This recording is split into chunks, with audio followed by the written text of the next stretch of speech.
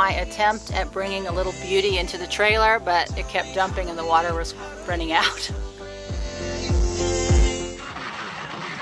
So I wanted to answer or discuss this question that I've been having with multiple people, and I just got an email. Should I stay or should I go? Should I keep my emergency supplies or should I just make a run for it? Is there a safe place to go, and how do I know what the right thing to do is? And there's lots and lots and lots of people telling you what they think and what they believe to be true. I'm going to offer you a little bit of a different take on it. So first we're going to take a deep breath, and I'm going to see you on the other side.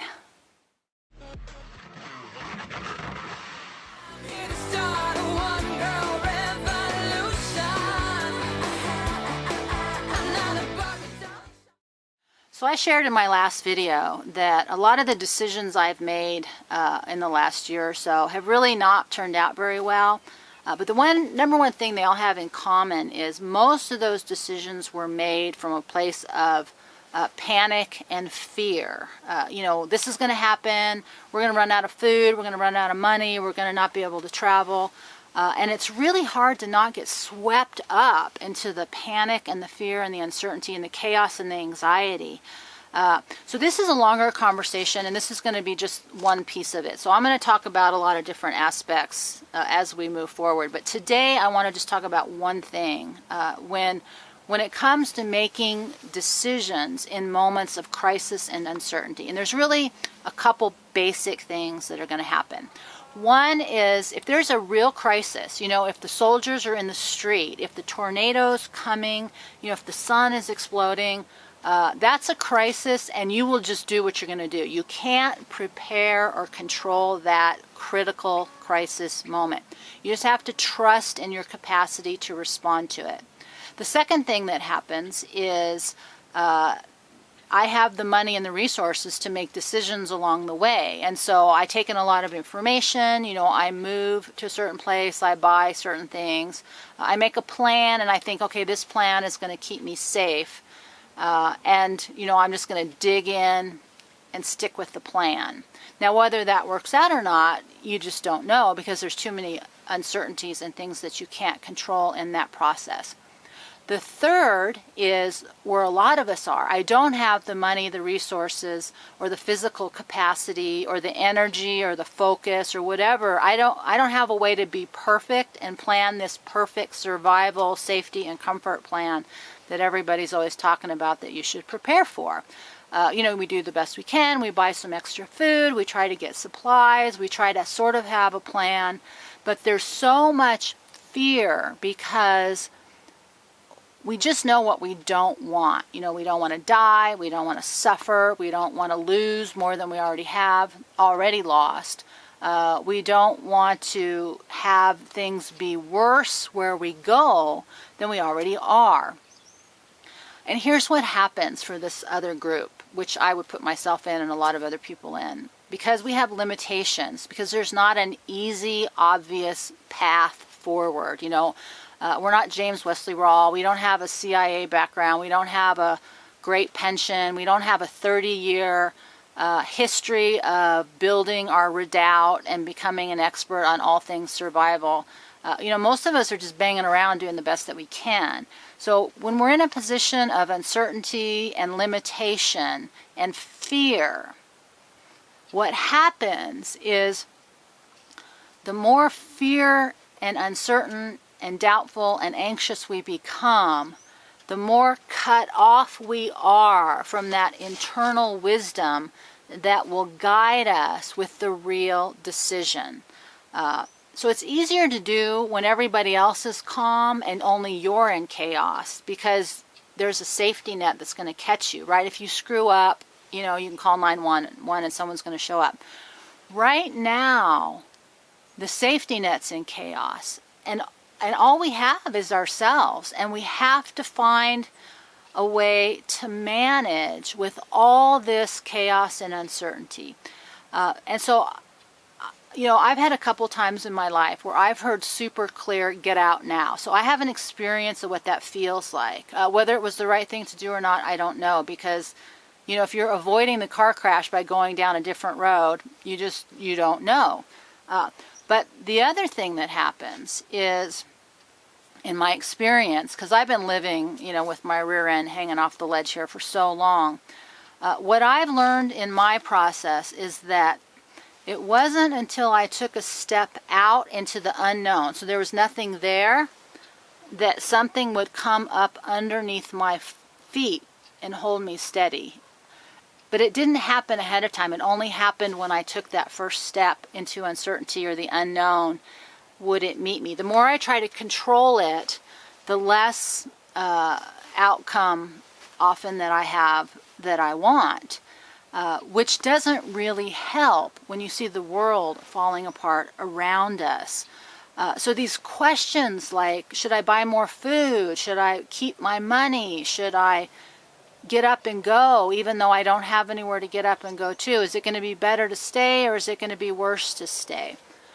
You know, the truth is that, like I said before, when things are super chaotic, it doesn't matter if you're in the city or in the country, people want to come together in crisis and problem solve.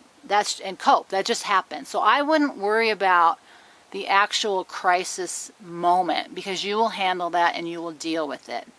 The more important part is this process up into it and trusting your own personal decision making. And the one thing I know to be true is every decision that I made that was fearful and impulsive and reactive pretty much bit me in the rear end. The ones that I held back and then had a little bit more feeling of, okay, now is the right time. At the end of the day, or the end of the life, I believe those have served me better. But the number one thing around all of it is the only reason those decisions cause a lot of problem is when you invest energy in regret. I made a mistake, I did the wrong thing, I failed, I'm not as successful as, you know, the super powerful, awesome people who have perfect lives. You know, somehow I've done something wrong. That doesn't serve you. And I'm having a lot of that right now because of all the problems inside the trailer that this last cold event have shown me. What I did wrong, how I made bad decisions, blah, blah, blah. Those don't serve me because they just upset me and they cut off my capacity to be open to the kind of information that I need to move my life forward. So, like I said, this is a longer discussion. I just wanted to start to get it rolling. That the first thing I think that's so important is to, one, if you're in the bad crisis, you're going to do what you're going to do. You can't prevent, you can't prepare, you can't control that. The danger is being in reactive and impulsive in fear of that crisis.